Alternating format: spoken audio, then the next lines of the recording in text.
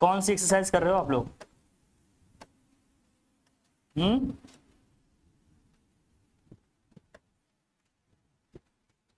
9C कर रहे थे ना, एक्सरसाइज 9C।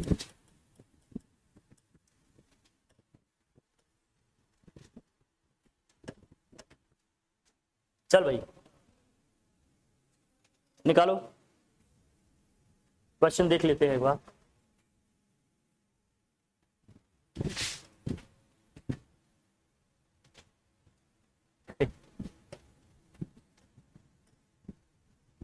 चलो भाई, कितने क्वेश्चन करा दिए थे निकालो? 7 तक? अच्छा 7 नहीं हुआ था। अच्छा 7 को प्रूव करना था, इसमें कॉम्प्लेक्स नंबर निकालना था ना, ये हमने बताया था कॉम्प्लेक्स नंबर z निकालना है। इसमें क्या क्या दिया 7th क्वेश्चन में क्या है, कॉम्प्लेक्स नंबर निकालना है। 7th में दिया है z माइनस 12 अपॉन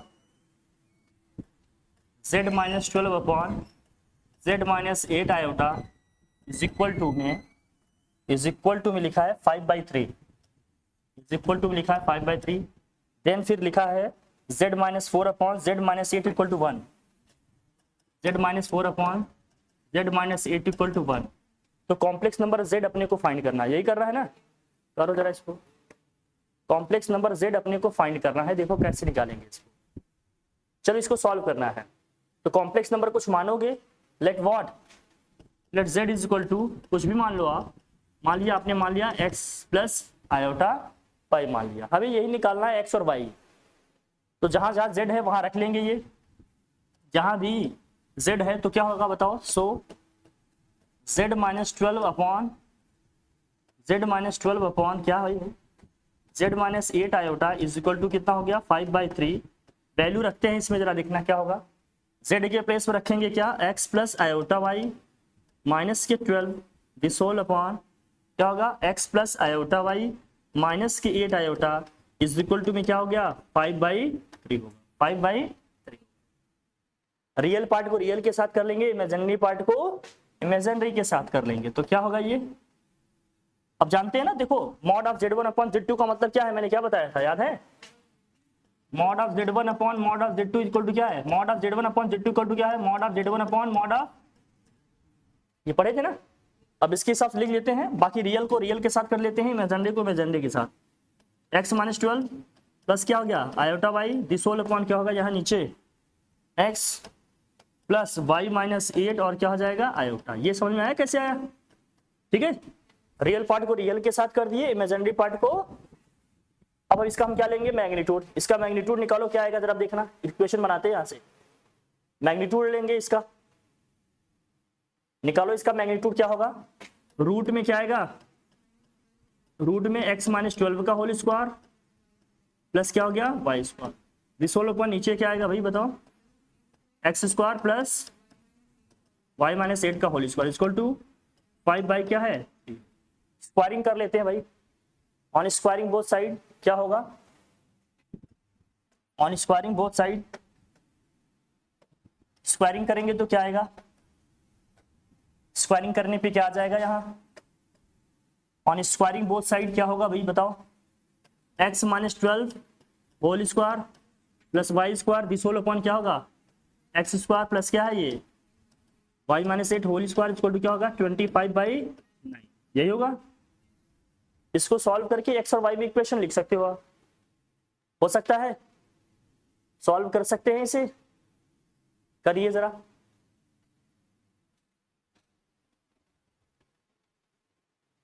x और y में इक्वेशन बनाओ, लिखो लो इक्वेशन को, लिखो x minus 12 whole square plus Y square this whole upon क्या भाई y x square plus Y minus 8 whole square equal to 25/9, यही है।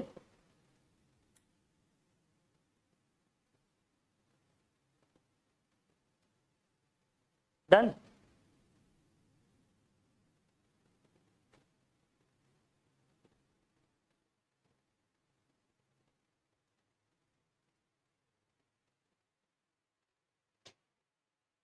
इसको और सिंप्लीफाई करना चाहते हो तो कर लो भाई, क्या होगा करने पे, सिंप्लीफाई किए और क्या आया देखो, यहाँ आया है ये x minus 12 whole square plus Y square, this whole upon आ गया आपका X square plus Y minus 8 whole square equal to क्या हो गया 25/9।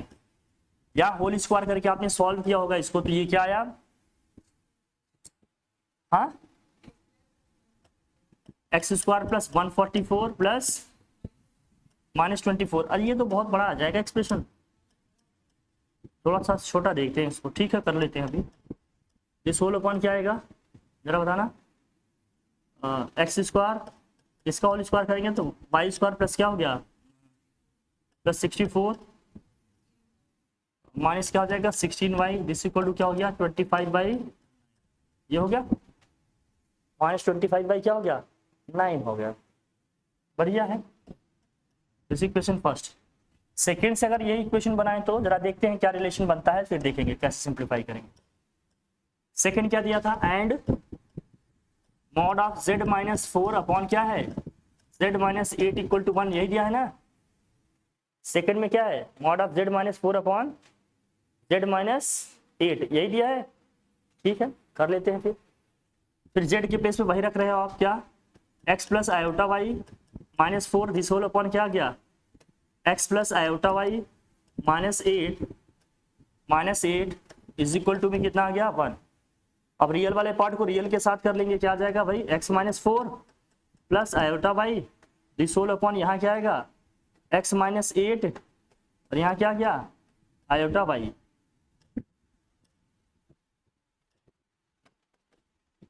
इक्वल टू में क्या है 1। इक्वेशन बनाते हैं भाई, देखो इक्वेशन बनाइएगा तो क्या होगा, ये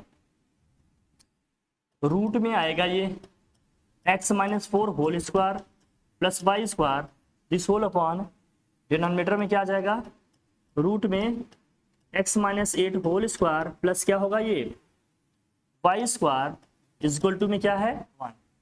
on squaring both side, squaring कर देंगे दोनों साइड का तो क्या आ जाएगा भाई बताओ, on squaring both side x minus 4 whole square plus Y square this whole upon क्या है भाई x minus 8 whole square plus Y square equal to क्या होगा 1 आ जाएगा। क्रॉस मल्टीप्लाई कर लेते हैं इसको, सॉल्व करो भाई। x माइनस 4 का होल स्क्वायर क्या आएगा एक्स स्क्वायर, 4 का स्क्वायर कितना होगा 16 माइनस कितना हो जाएगा 8x plus Y square equal to, cross multiply करोगे क्या आएगा x square plus 64 minus 16x और क्या आएगा भाई प्लस वाई स्क्वायर, यही है वाई स्क्वायर से वाई स्क्वायर क्या होगा यहाँ 64 माइनस 16 होगा ना, वाई स्क्वायर से वाई स्क्वायर क्या होगा कैंसिल, एक्स स्क्वायर से एक्स स्क्वायर क्या होगा कैंसिल, माइनस 16 को अगर हम लेफ्ट हैंड साइड में लाएंगे तो क्या होगा, क्या हो जाएगा भाई ठीक, कितना आ जाएगा ये 8x और प्लस 16 को ट्रांसफर करेंगे माइनस होगा क्या होगा 64 माइनस 16 48 आएगा क्या, बोलो x की वैल्यू कितनी आ गई 6, x की वैल्यू क्या आ गई भाई 6। अब इस x की वैल्यू को उठाकर क्या करेंगे हम, कौन से एक्सप्रेशन में लिख देंगे जो आपने 1 बनाया है ना, ठीक है।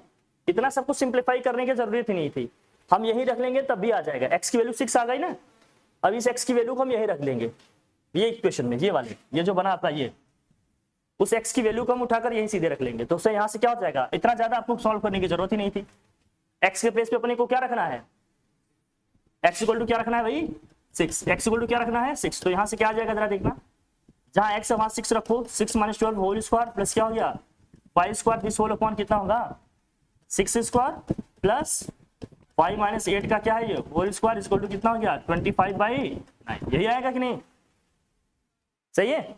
सॉल्व करो, 6 माइनस 12 कितना आ जाएगा माइनस 6 का स्क्वायर क्या आएगा 36 प्लस क्या हो गया y square this whole upon कितना हो जाएगा 36, ये वाई स्क्वायर माइनस कितना हो जाएगा भैया plus 64 minus 16y this all equal to कितना हो जाएगा 25/9, कितना आ जाएगा 25/9। अब इसको क्रॉस मल्टीप्लाई करके सॉल्व कर लोगे, y में क्वाड्रेटिक इक्वेशन बनेगा, करिए जरा, करेंगे तो क्या आएगा जरा देखिए,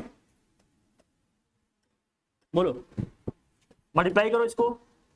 सो 9 से 36 को कंपोनेंडो डिविडेंडो लगा दें क्या, आपने पढ़ा होगा, ऑन अप्लाइंग कंपोनेंडो एंड, करा लेते हैं dividendo on applying dividendo, on applying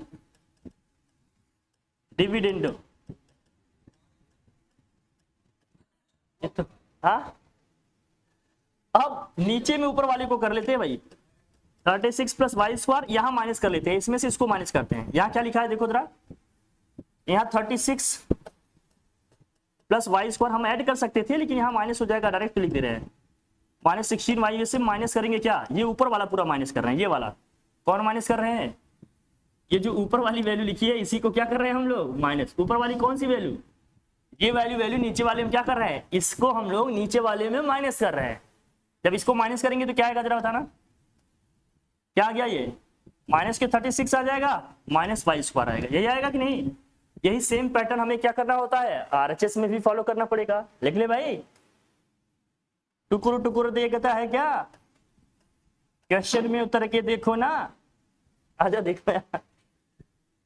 कुछ कैंसिल हो रहा है क्या, बोलिए क्या कैंसिल हो रहा है इसमें, 36 से 36 क्या हो जाएगा, वाई स्क्वायर से वाई स्क्वायर क्या होगा, कैंसिल, बचा क्या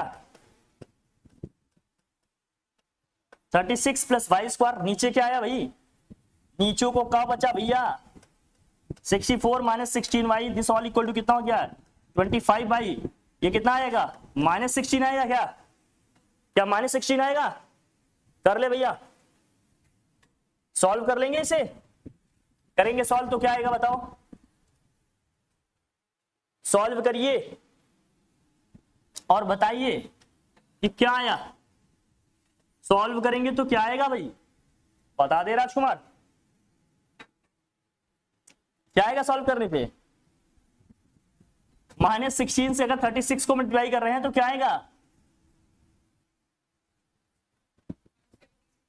माइनस के 576 -16 वाई स्क्वायर, क्रॉस मल्टीप्लाई करो, 25 को 64 से करेंगे, 25 4 जा 100, 25 6 जा 150 और 10 कितना हो गया भाई 160, और माइनस का कितना हो जाएगा 16 5 जा 80 और 16 2 जा 32, ये हो जाएगा 400 वाई।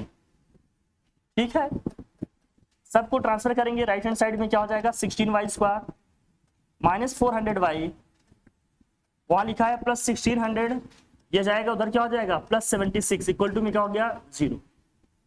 सॉल्व करेंगे क्या आएगा ये 16 वाई स्क्वायर और माइनस के 400 वाई, यहां ऐड करेंगे तो क्या आएगा ये 1600 में 576, ये 576 है, 576 ऐड कर रहे हैं भैया, तो आ जाएगा 2176 आएगा, क्या 2176, बोलिए क्या 16 से पूरे इक्वेशन को डिवाइड कर सकते हैं हम, 16 से पूरे इक्वेशन को डिवाइड कर सकते हैं, करिए जरा क्या होगा बताओ भाई, क्या होगा डिवाइड करने पे, वाई स्क्वायर इसको डिवाइड करेंगे 16 2 जा कितना होगा 32 और 25 बाई, इसको करेंगे कितना आएगा 16 1 जा 16 और कितना हो गया 16 3 जा 136 इक्वल टू में क्या हो गया, तो -25 प्लस ये हो गया 136, कैसे आएगा बोल भाई, फैक्टराइज कर लेंगे, अब तो फैक्टराइज कर लोगे ना, क्वाड्रेटिक इक्वेशन आया तो y की दो वैल्यू आएंगी, -25 प्लस 136, इसका मतलब दोनों वैल्यू नेगेटिव आएगी, 18 से जा कितना होता है 18 से जा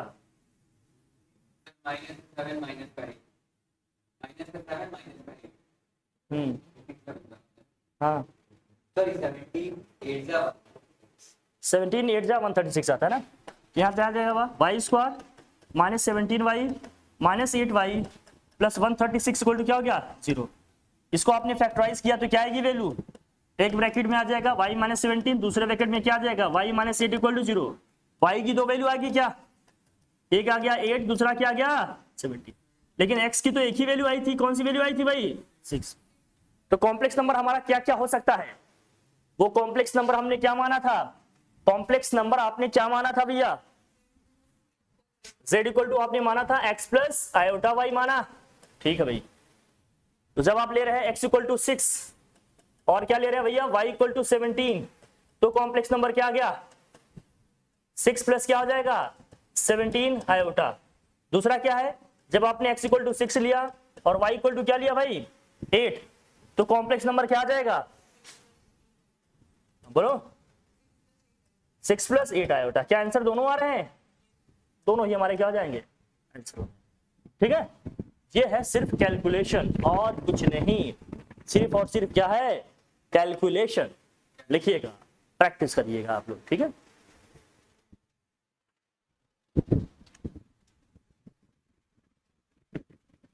जिसकी जितनी ज्यादा प्रैक्टिस होगी वो उतने ही अच्छे से क्वेश्चन कर पाएगा। प्रैक्टिस ही मेन है। 8th भी बताना है, 9th बताएं आप लोग भाई, कौन सा बताना है आपको, सारे ही आ गए इसमें, ठीक। अब अच्छे से देखो बच्चा,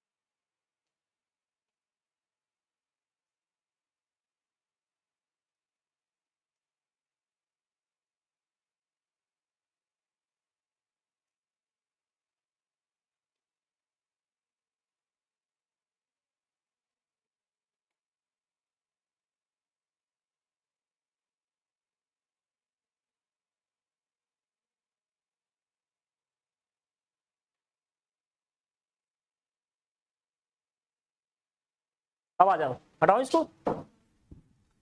ये जो कॉन्सेप्ट आप पढ़ने चल रहे हैं ये इंपॉर्टेंट है, इसको देखना। इसके बाद के जो क्वेश्चन होंगे सब उसी तरह से होंगे, ठीक है। मैं एक बार फिर से बता रहा हूं, मिस हटाऊं, देख कॉन्सेप्ट से सब देख लो। मैं इसको बार बार इसीलिए बता रहा हूं क्योंकि आपको हर चीज याद होना चाहिए, तभी बनेगा। अब बेटा देख यहां समझ में आएगा, एकदम कॉन्सेंट्रेट करो।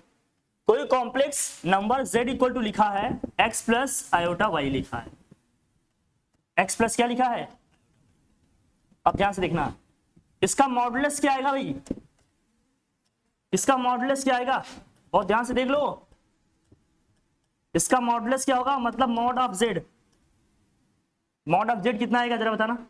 इसी को हम लोग r से लिखते थे, याद है, क्या होगा अंडर रूट रियल पार्ट का स्क्वायर प्लस क्या होगा, देखो बात नहीं करो, समझने में इतना फोकस करो, नहीं अभी फिर कहोगे नहीं आया।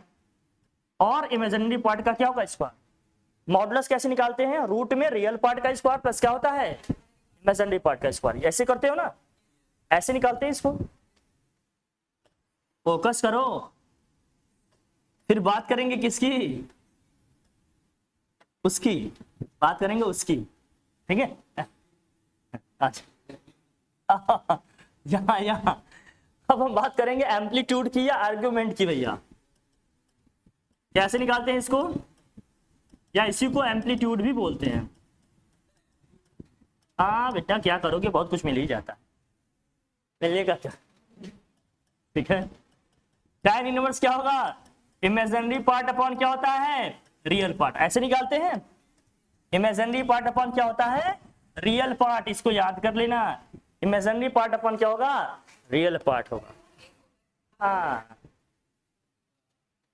इसको लेकर के कंफ्यूज नहीं होना, ठीक है, ठीक है। क्या हुआ, कोई प्रॉब्लम,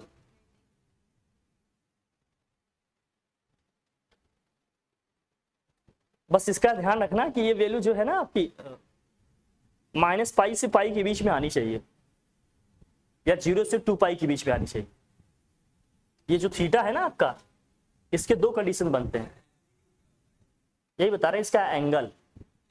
हाँ अगर इसको आर्गेन प्लेन में आर्गेन डायग्राम इसका ड्रॉ करें तो आप कैसे लिखोगे, आइडिया है कुछ, नहीं पता है, नो आइडिया।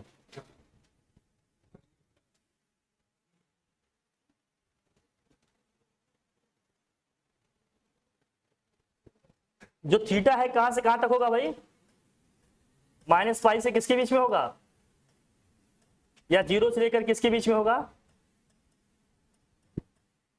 दो ही पॉसिबिलिटी आती है इसकी, इसके बियॉन्ड नहीं होना चाहिए इसकी प्रिंसिपल वैल्यू। रखो क्या करोगे, लिख लो रेंज इसका, अभी एंगल निकालोगे इसी इर्द गिर्द घूमते रहोगे। हाँ इसी प्रिंसिपल वैल्यूज में हमेशा प्रिंसिपल वैल्यूज ही निकालनी होती है इसकी।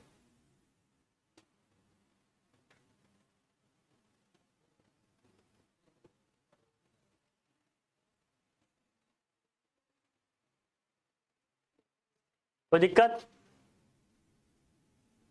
डन।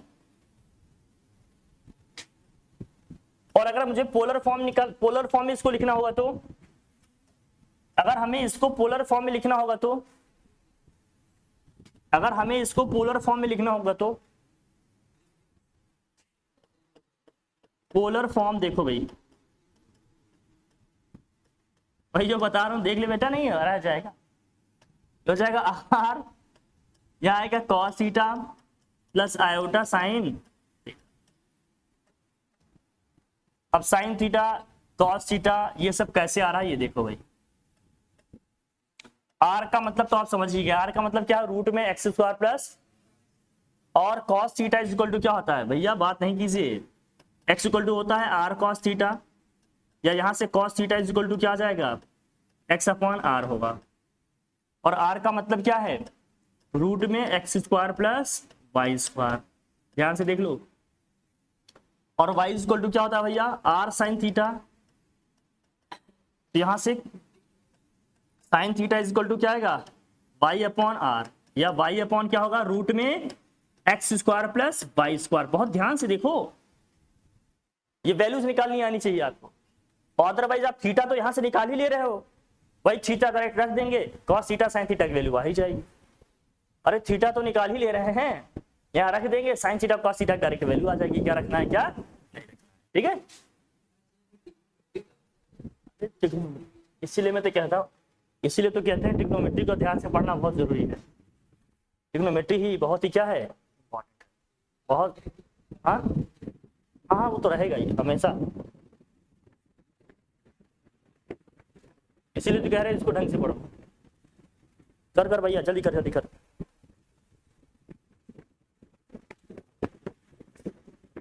अब देखो चलो हटाएं से, लिखा भाई, डन। अब एक क्वेश्चन करते हैं भी, आइडिया हो जाएगा, बहुत परेशान ना हो, ठीक है। ये कैसे निकालेंगे, modulus, amplitude, polar form, argument वगैरह कैसे निकालेंगे देखिए। हाँ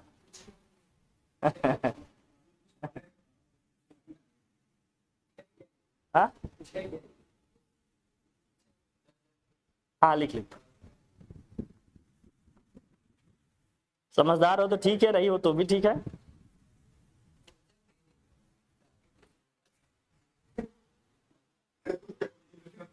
अब कैसे करेंगे ये समझते हैं, क्वेश्चन कैसे करेंगे हम लोग ये समझते हैं, ठीक है भाई। चलिए हटाओ इसको, बहुत ध्यान से देख लो, एक कॉम्प्लेक्स नंबर लिखा है z equal to x plus iota y, और इसका मॉडुलस मॉड ऑफ z कैसे निकालेंगे, इसको r से रिप्रेजेंट कर रहे हैं हम लोग, कैसे होगा भाई, रूट में x square plus Y square, मतलब रूट में रियल पार्ट का स्क्वायर प्लस क्या है, इमेजिनरी पार्ट का स्क्वायर।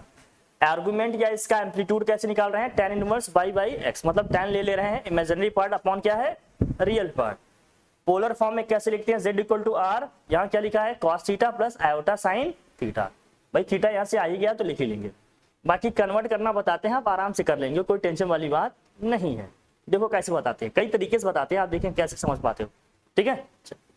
जैसे फर्स्ट क्वेश्चन है, देखो एक्सरसाइज 9D का फर्स्ट क्वेश्चन, देखो ध्यान से, पहले बेसिक क्वेश्चन करो तुम लोग।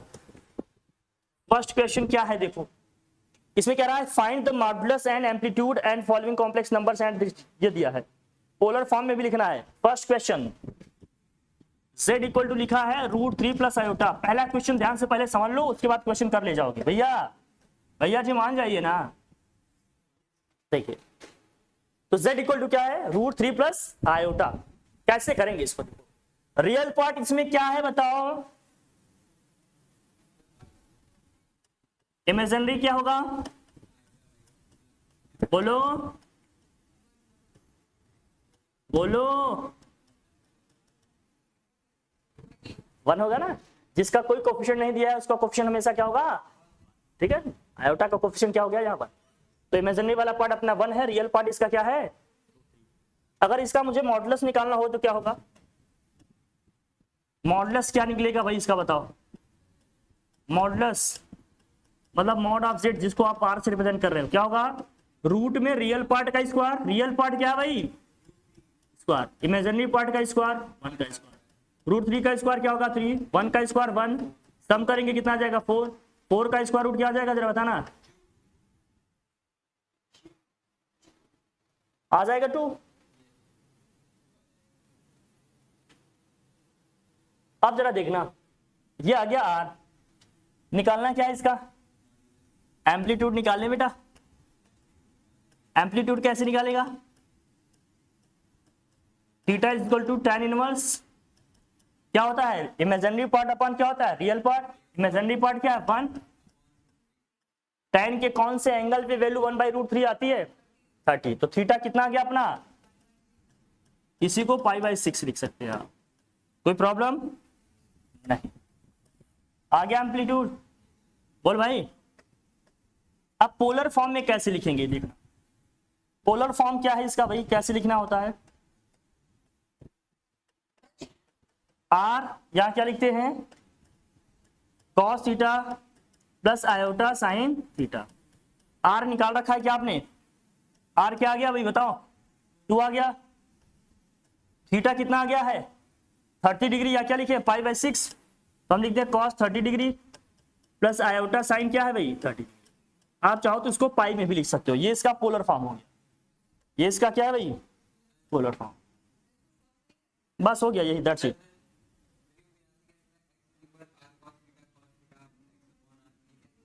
ये निकालने के लिए है कि डायरेक्ट निकालना होगा तो कैसे निकालेंगे, ठीक है, बस इतना प्रोसीजर है कुल मिलाकर, ठीक है।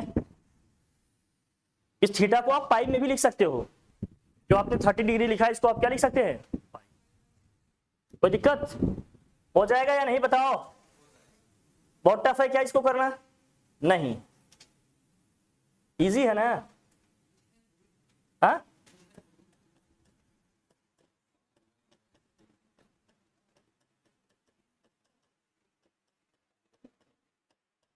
यही है, पाई में लिख सकते हो।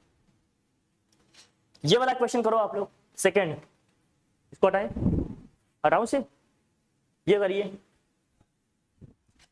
ये करके दिखाओ, फिर ये करके दिखाओ, -√3 प्लस आयोटा, इसका मॉडुलस भी निकालना, एम्पलीट्यूड भी निकालना, और साथ ही साथ क्या निकालना है इसका पोलर फॉर्म में भी इसको लिखना है, साथ ही साथ इसको पोलर फॉर्म में भी लिखना है, तो बताइए क्या होगा, जल्दी से बताएं कैसे लिखेंगे और क्या होगा ये,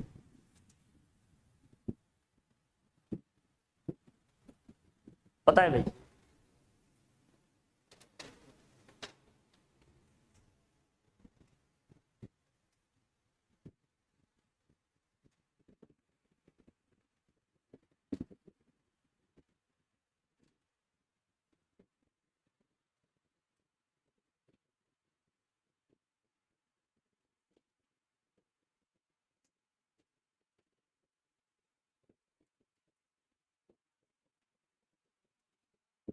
सबसे पहले इसका मॉडुलस निकालो, कितना आया, मॉडुलस 2 आया, ठीक है, निकालो भाई। फिर इसका मॉडुलस क्या आ गया भाई, इसका मॉडुलस आ गया, मतलब मॉड ऑफ जेड, जिसको आप आर लिख रहे हो, क्या आ गया भाई, रूट में -3 का स्क्वायर करोगे, -√3 का स्क्वायर करेंगे तो 3 ही तो आएगा, और 1 का स्क्वायर कितना हो गया 1, रूट में आया 4, 4 का स्क्वायर रूट क्या हो गया, चल भाई मॉडुलस आ गया। एम्पलीट्यूड कैसे निकालेंगे भाई, एम्पलीट्यूड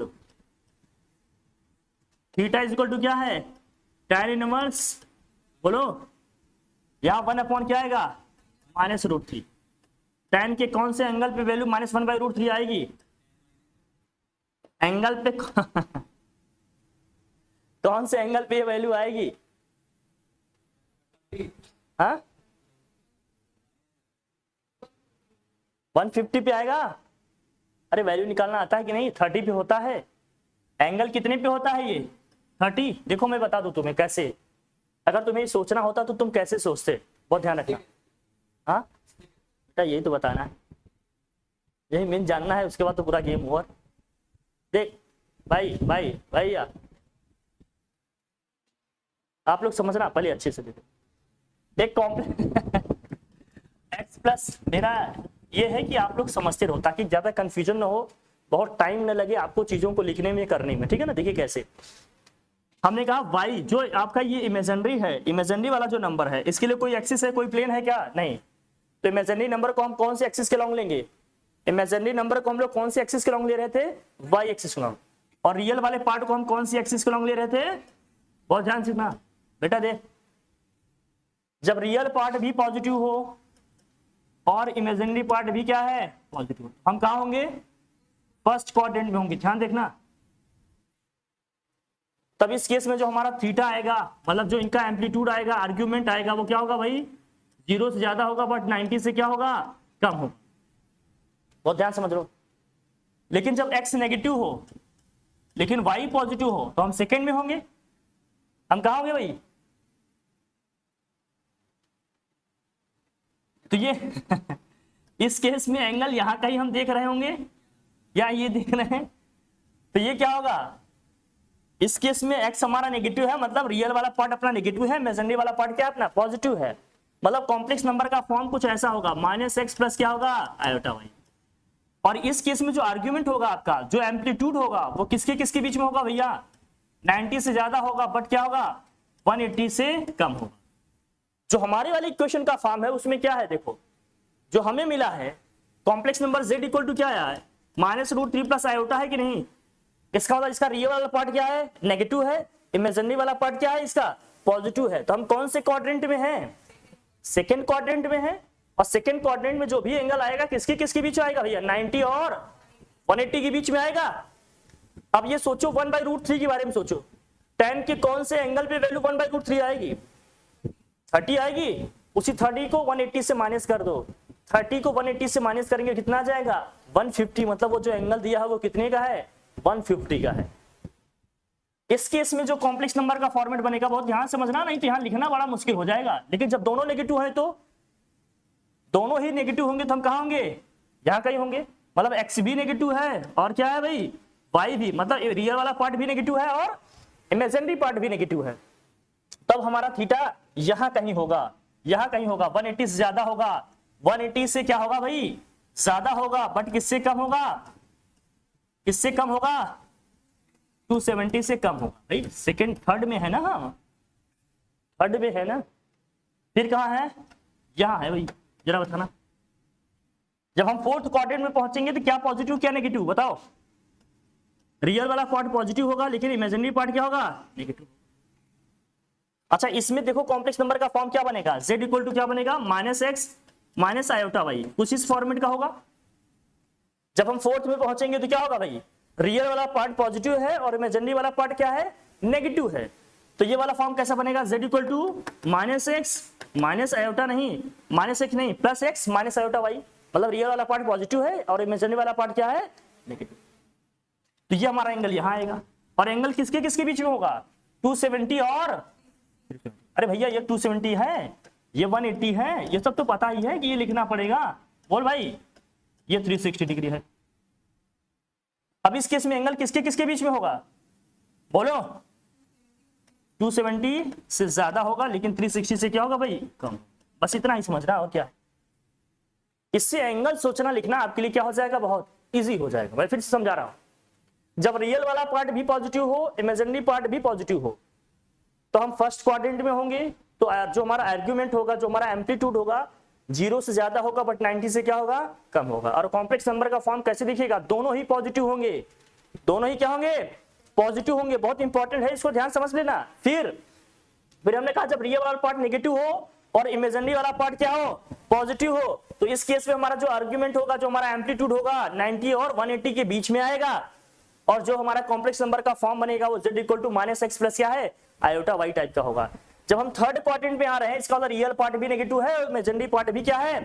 नेगेटिव है। इस केस में जो हमारा एंगल होगा 180 और 270 के बीच में आएगा, और कॉम्प्लेक्स नंबर का जो फॉर्म बनेगा z equal to -x minus iota y बनेगा। और जब हम फोर्थ में पहुंचेंगे तो रियल पार्ट हमारा पॉजिटिव होगा, इमेजिनरी पार्ट नेगेटिव होगा, और कॉम्प्लेक्स नंबर का जो फॉर्म बनेगा z equal to x minus iota y बनेगा, जो एंगल होगा 270 और 360 के बीच में आएगा। तो आप बताओ मुझे, जो हमारे केस में क्वेश्चन दिया था, ये देखो इसमें लिखा था क्या, -√3 प्लस आयोटा, मतलब रियल वाला पार्ट नेगेटिव है, इमेजिनरी पार्ट क्या है, पॉजिटिव। तो हम कौन से क्वाड्रेंट में हैं, सेकेंड क्वाड्रेंट में है। कॉम्प्लेक्स नंबर है -√3 प्लस आयोटा, और tan कितने की वैल्यू आ रही है, ये मतलब यहां से हम कितना एंगल ले रहे हैं, ये 30 डिग्री, यहां से एंगल कितना है 30। अरे यहां से एंगल 30 लेंगे तभी तो 1/√3 आया। अगर यहां से यहां तक 30 है तो ये एंगल यहां से यहां तक कितना हुआ, 150, I माइनस थीटा। अब 150 को अगर मुझे लिखना हो तो यह गया 150 डिग्री। 150 डिग्री को अगर आपको पाई में लिखना हो तो आप क्या लिख सकते हैं, जरा बताएं हमें। 150 पाई पाई बाई क्या होगा, 6 हो जाएगा, ये पाई में आ गया।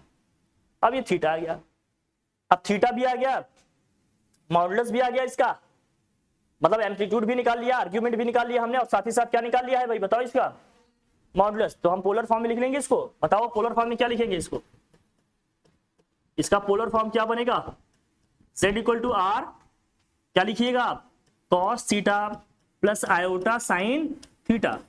करिए जरा, z इक्वल टू फिर क्या आ जाएगा, r कितना आ गया भाई 2, और थीटा क्या आ गया आपका 5 pi by 6 plus iota sign यहां क्या आ गया 5 पाई बाई 6। कोई टेंशन नहीं, हो गया पोलर फॉर्म, बोलो भाई, ठीक लिख लो, ये आ गया इसका पोलर फॉर्म। अब जब ये समझ गए तो थर्ड फोर्थ जो भी है आप करिए फटाफट हमारे साथ, बहुत ज्यादा क्वेश्चन इस पे नहीं है, जल्दी से कर लेंगे हम लोग। चलो भाई फटाफट करिए।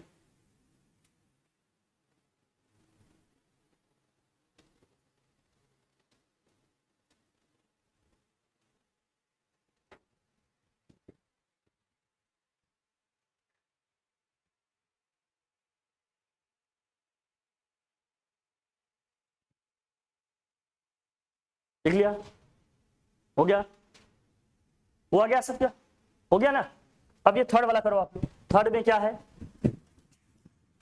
z इक्वल टू लिखा है -2 प्लस 2√3 आयोटा, जल्दी से करो, चलो इसे करो, इसका मॉडुलस निकालो, इसका एम्पलीट्यूड निकालो, मतलब आर्ग्यूमेंट निकालो, और साथ ही साथ क्या निकालो, इसका पोलर फॉर्म में लिखो इस कॉम्प्लेक्स नंबर को। इस कॉम्प्लेक्स नंबर को अपने को किसमें लिखना है भैया, पोलर फॉर्म में भी लिखना है साथ साथ, जल्दी से करो।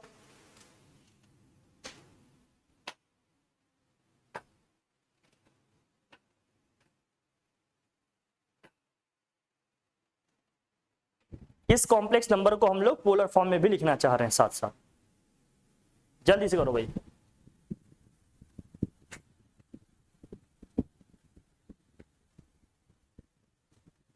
इसी कॉम्प्लेक्स नंबर को पोलर फॉर्म में भी लिखो, जल्दी लिखो और अच्छे से करिए इसको, देखिए जरा।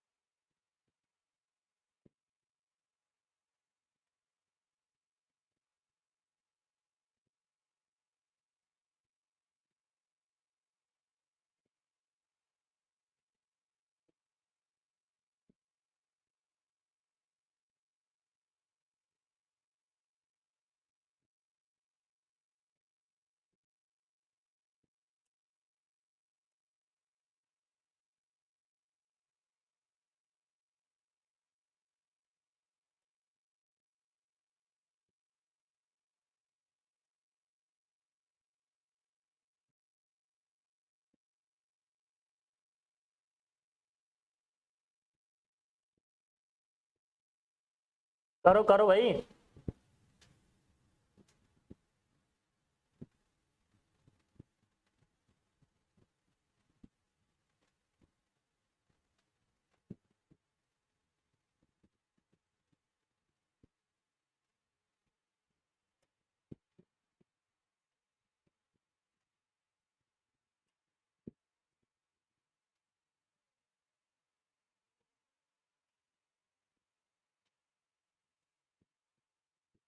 क्या आ गया फिर, मॉडुलस क्या आ गया इसका, इसका जो मॉडुलस आ गया, mod of z equal to r equal to क्या आ गया भाई बताओ, रूट में रियल पार्ट का स्क्वायर कितना हो गया 4 प्लस 2√3 का स्क्वायर क्या होगा 2 का स्क्वायर 4, 4 3 कितना होगा भाई 12, रूट में आ गया 16, 16 का स्क्वायर रूट क्या होगा भाई, फिर अपने को क्या निकालना है इसका एम्पलीट्यूड, एम्पलीट्यूड क्या आ गया भाई बताओ,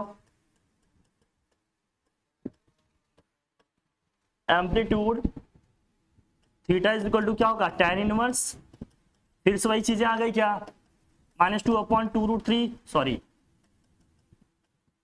ये आएगा 2√3 दिस होल अपॉन क्या होगा -2, भाई इमेजिनरी पार्ट अपॉन क्या होता है रियल पार्ट, डिवाइड करोगे इसको क्या आएगा tan इनवर्स -√3, बहुत परेशान ना हो क्या एंगल है, अब ये नेगेटिव है मतलब हम कौन से क्वाड्रेंट में है सेकंड में, tan कितने की वैल्यू होती है √3 60 की, जब 60 तो ये एंगल कितना आ गया 120, मतलब ये थीटा इज इक्वल टू कितना आ गया अपना 120 डिग्री, बस इससे ज्यादा सोचने की जरूरत ही नहीं है। अरे 60 वैल्यू √3 होती है, हमें एंगल 1 निकालना होता है पॉजिटिव एक्स एक्सिस डायरेक्शन से, हो गया आ गया कितना 120, 120 को पाई में लिखेंगे तो क्या आएगा जरा बताना 2π/3 आ गया, ये आ गया हमारा एम्पलीट्यूड, आर्ग्यूमेंट आ गया, फिर क्या निकालना है अपने को, पोलर फॉर्म में लिख लो भाई, क्या होगा पोलर फॉर्म में, पोलर फॉर्म लिख भाई, तो इसका पोलर फॉर्म क्या बनेगा z इक्वल टू आर, और क्या लिखते हैं आप cos theta plus iota sine theta, तो क्या हो जाएगा r कितना आया 4, cos theta means what, theta की वैल्यू कितनी है 2π/3 प्लस आयोटा साइन 2π/3, यही आएगा, लिख लेंगे सिंपल हो गया, ठीक है ना, नोट करो जल्दी से, बस जल्दी से नोट कर लो और क्या है,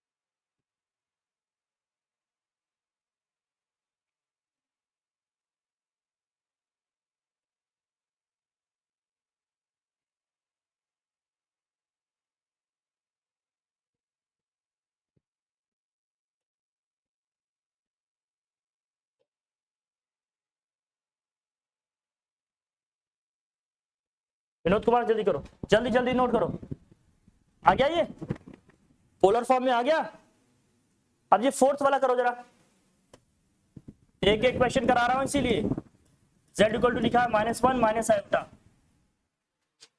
नहीं हुआ था क्या,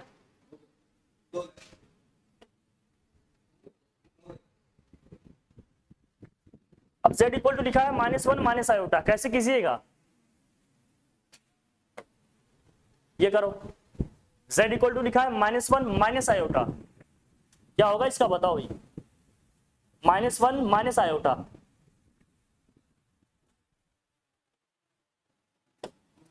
पहले इसका मॉडुलस निकालो, मॉडुलस क्या होगा इसका, mod of z equal to r, -1 का स्क्वायर 1 होगा, -1 का स्क्वायर 1 होगा, 1 + 1 कितना हो जाएगा, एम्पलीट्यूड क्या होगा इसका,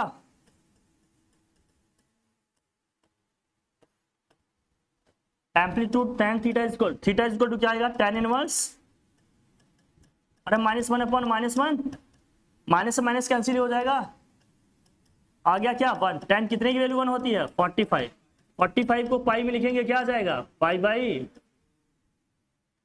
यही आएगा, लिख ले जाओगे, बोल भाई कर लो, लेकिन दोनों ही नेगेटिव है तो कौन से कोऑर्डिनेट में पहुंचेंगे हम, दोनों नेगेटिव है ना, थर्ड, अब ये समझना यही है, अगर दोनों ही नेगेटिव हैं तब कौन से, अरे दोनों नेगेटिव हैं तो कहां पहुंचेंगे भाई थर्ड में, थर्ड में है ये एंगल कितना आया π/4 मतलब 45, तो ये एंगल यहां से यहां तक कितना हुआ पॉजिटिव एक्स एक्सिस से कितना हो गया, पॉजिटिव एक्स एक्सिस से हमें एंगल लिखना होता है ना, हमें एंगल कहां से लिखना होगा पॉजिटिव एक्स एक्सिस से, यही समझना है। मतलब एंगल कहां से कहां तक लिखना।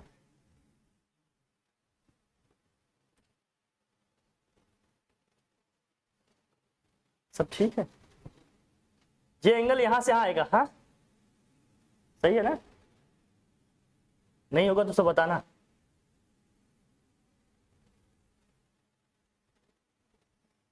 तो ये डिफरेंस कितने का आएगा।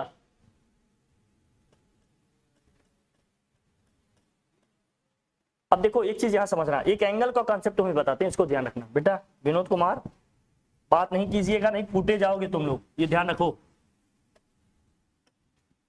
जब हम एंगल मेजर करेंगे, बहुत ध्यान से देखो, जब एंगल, हमें एंगल हमेशा किससे लेना होता है, एक्स एक्सिस के पॉजिटिव डायरेक्शन से। अब एंगल मेजर करने का कॉन्सेप्ट समझ लेना, एंगल को हमेशा एंटी क्लॉकवाइज डायरेक्शन में मेजर किया जाता है। किस डायरेक्शन में, तब इसको हम पॉजिटिव लेंगे, तब हम इसको क्या लेंगे। लेकिन अगर इसी एंगल को हमने एंटी क्लॉकवाइज डायरेक्शन की बजाय किस में लिया भैया, क्लॉकवाइज डायरेक्शन में, तो थीटा क्या लेंगे, नेगेटिव। थीटा को क्या लिखेंगे, नेगेटिव। क्या लिखेंगे, नेगेटिव। अगर हम लिखेंगे क्लॉकवाइज डायरेक्शन में तो थीटा को लेना होगा नेगेटिव। मतलब ये देखो, अगर यहां ये एंगल लिखा है 30 डिग्री, तो हम इसको क्या लिख सकते हैं, -30 डिग्री। क्यों, क्योंकि हम किधर आ रहे हैं भैया, एक्स एक्सिस से आ रहे हैं क्लॉकवाइज डायरेक्शन में। लेकिन अगर यही ऊपर लिखा होता है एंगल ऐसे, विनोद कुमार ध्यान लगाओ, तो एक्स एक्सिस के पॉजिटिव डायरेक्शन हम क्या है भैया, एंटी क्लॉकवाइज डायरेक्शन में जा रहे हैं, तब इस 30 डिग्री को आप क्या लिखते, 30 डिग्री ही लिखते। दोनों में डिफरेंस समझ के रखना। अगर हम एंटी क्लॉकवाइज डायरेक्शन में ले रहे हैं एक्स एक्सिस के पॉजिटिव डायरेक्शन से, तो थीटा हमारा क्या लिखा जाएगा, पॉजिटिव। और क्लॉकवाइज डायरेक्शन में लिख रहे होंगे तो क्या लेंगे इसको, हाँ नेगेटिव। तो इस केस में जो डिफरेंस आया ना, यहां से यहां तक का कितना आया, 3π/4 का। लेकिन हम कौन से डायरेक्शन में जा रहे हैं, क्लॉकवाइज। क्लॉकवाइज डायरेक्शन में है तो क्या हो जाएगा, नेगेटिव। क्लॉकवाइज डायरेक्शन में क्या आएगा, ये नेगेटिव। तो क्लॉकवाइज डायरेक्शन में आ जाएगा ये नेगेटिव। तो लिख लो यहीं से, हाँ हाँ, इधर से ऐसे भी ले सकते हो। इस साइड से लिखोगे तो कितना आएगा, देखो इस साइड से लिखोगे कितना आएगा, अरे 180, 225 आ गया। 225 को पाई में कन्वर्ट कर लो, क्या होगा भाई बताओ, 5π/4 आएगा। कितना आएगा, पाई से ज्यादा हो गया कि नहीं है, अरे पाई से ज्यादा है, पाई से ज्यादा है कि नहीं। हमने कहा था क्या हो भैया, आर्गुमेंट हमारा किसके किसके बीच में होना चाहिए, -π से, अरे -π से किसके बीच में होना चाहिए, पाई के बीच में होना चाहिए, हाँ सॉरी पाई के बीच में होना चाहिए।